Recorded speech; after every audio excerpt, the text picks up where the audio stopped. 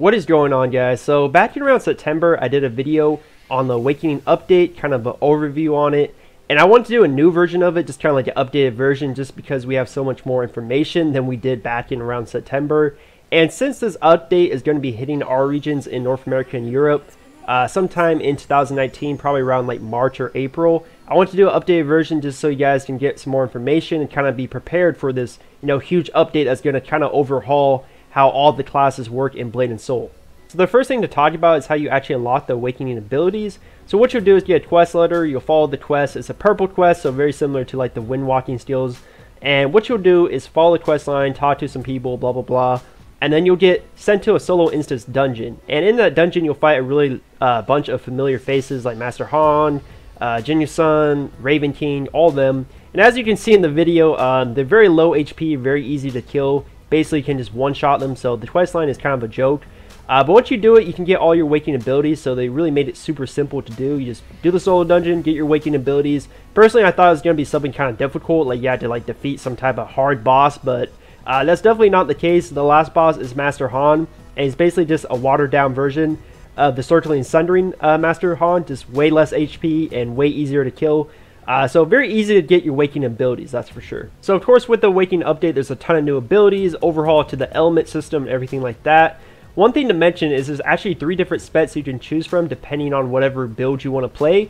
The third spec has been locked since September in Korea, so we actually don't know what the third spec is for the classes. So that kind of leads me to believe that it's going to be something pretty damn special if they're taking over 6 to 7 months to actually finish this third spec. And there's actually a couple of videos out right now that kind of reveal a little bit of information that lead me to believe it's going to be something to really change the playstyles of the classes. So the first example is actually a trailer that was recently released, and it's actually kind of a little teaser for the third Awakening. And in the video you see a Blade Master, and the Blade Master uses an ability that's very similar to something like Flock of Blades. Now that kind of leads me to believe that maybe it's something that hints towards the Blade Master being a ranged class for the third spec. Now again, this is all speculation, so take it with a grain of salt. But that could be something that could really be a very big thing they're working on. So maybe in the third spec, you can use the Blade Master in a ranged stance, which could be really crazy to think about. I don't really know how good it would be besides maybe Vortex Temple Boss 1, but it's something to think about, that's for sure. So another interesting video that was released a couple months ago is basically a Summoner's Cat growing to a huge size, and also a Warlock's Thrall growing to a giant size. So these haven't really been talked about since, but again, this kind of leads me to believe that these are probably going to be in that third spec. Also, one thing to think about, you'll actually see them use their own abilities, so leads me to believe that maybe you can actually control what they do, like their own abilities, or maybe it's like an AI and they just have their own sort of attack pattern that they do. Very interesting to think about, so I'm very excited to see, where this kind of leads to, especially for the other classes, because we're kind of in the dark to see what they're going to get for their third spec.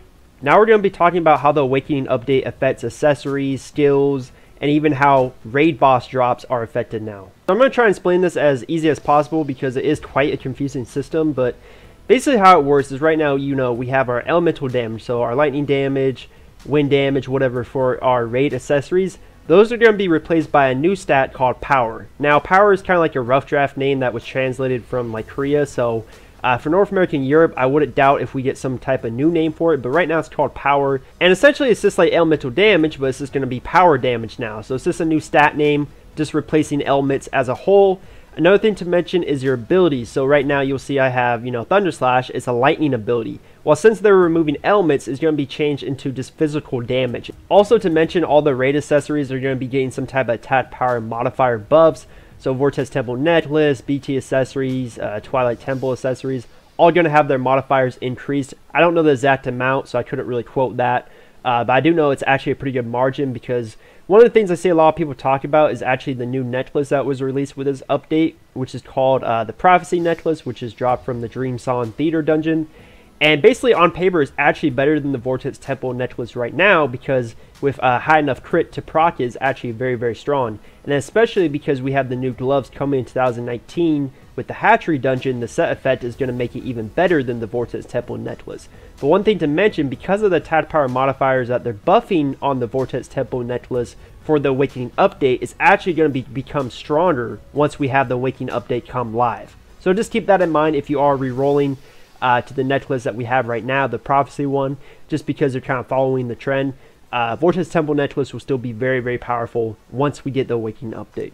Now, another thing to talk about, which is very important, is the 3 different specs. So as I talked about earlier, the 3rd spec is locked right now. So you have 2 different raid accessories from, each raid. So as you can see right here, I have my Storm Pulse necklace and my Windborn necklace. So the Storm Pulse necklace would give a attack power modifier for a certain skill in one of my specs, and then the Windborn necklace would give a attack power modifier for a different skill in one of my specs. So basically whatever necklace you choose from Vortex Temple will give you whatever attack power modifier you want on that skill. So it'll allow you to customize your build, but it's not exactly how it is right now. So an example is, let's say Blade Master and their Black Tower rings. Ring 1 would modify Dragon Ton's damage by 3%, and Ring 2 would modify Hone Slash ability by 4%. So there's 2 different rings you can get from Black Tower, but they're still separate. They're just increasing skills instead of just elemental damage. Also, another thing to mention is Korea has a system where you can trade your old elemental damage accessories from the raids into the new Awakened versions with the power stat and modifiers and everything like that. Essentially, it's free. It's literally like 1 Nari silver. So I'm glad they have that type of system where you don't have to spend, a ridiculous amount of gold just to transfer your accessories to the new versions that they are in the Awakened system. Overall though, that's kind of how the Awakening system will work for our regions.